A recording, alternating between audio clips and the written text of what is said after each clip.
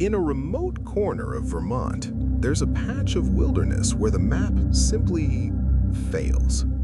They call it the Bennington Triangle, a place where sound disappears, where the wind blows from 4 directions at once, and where, between 1945 and 1950, 5 people walked into the mist and never walked out. The woods of Vermont don't just take people.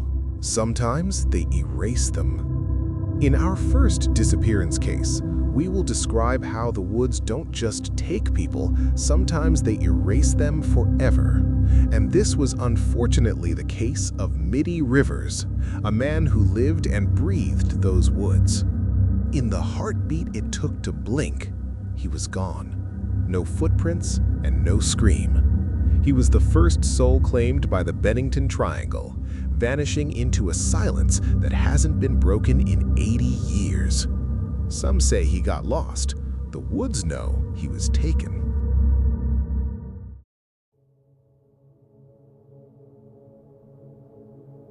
The date was November 12th, 1945, a day when the air over the Green Mountains didn't just feel cold, it felt heavy, as if the sky itself were holding its breath.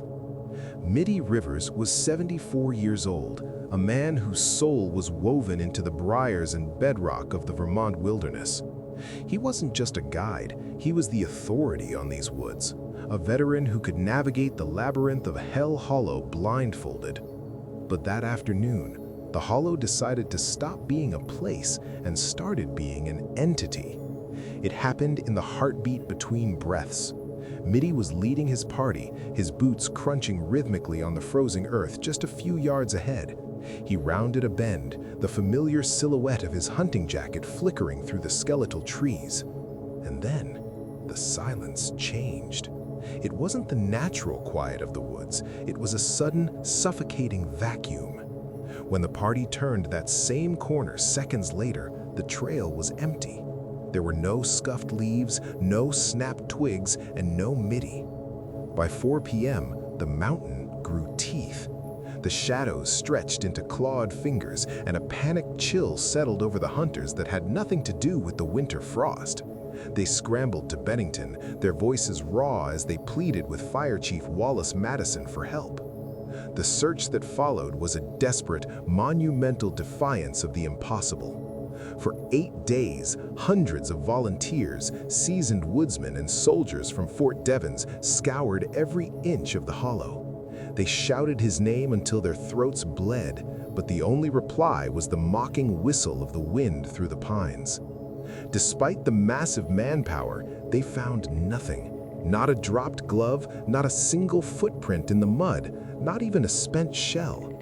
Middie Rivers hadn't just gotten lost. It was as if the mountain had opened its mouth and swallowed him whole, leaving behind a silence that still haunts Hell Hollow to this day.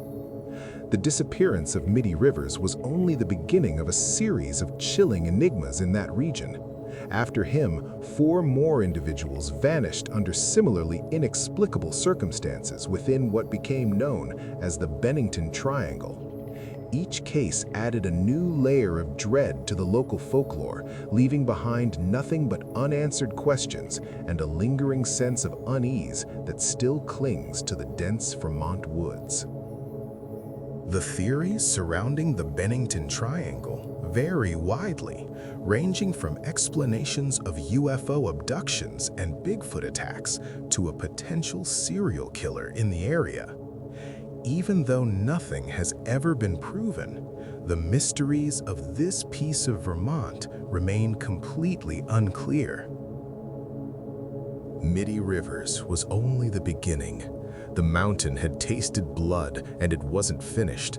This was just the first shadow cast by the Bennington Triangle, and the cases that followed only get darker. In our upcoming videos, we're tearing open the files to reveal everything the authorities found and the terrifying things they couldn't explain. Don't let the trail go cold. Subscribe and hit that like button to make sure you don't miss a single chapter of this nightmare. We'll see you in the next mystery, right here in the mysterious land.